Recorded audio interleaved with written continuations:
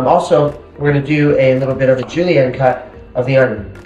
This is a great cut for making French onion soup, things like that. And basically, the way we're going to do that is just using our fingers as a guide. Just slice through the onion like that, turn it around, and make a nice even cut. So that would be our julienne cut.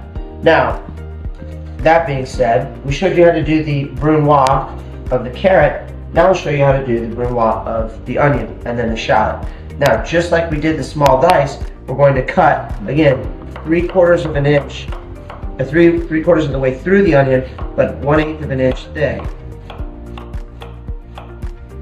And then again, holding it in place, we're going to make those 1/8 inch thick cuts,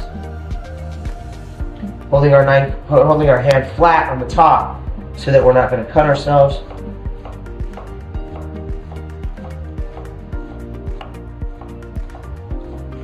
And there we go. So this is our nice brunoise cut. All those nice small 1/8 by 1/8 inch pieces. And this is, again, great for making a spaghetti sauce, making things like that, where you can sweat this or cook that in a nice even low heat, and then at the final product, you're really not going to see it. It just kind of melts into the dish.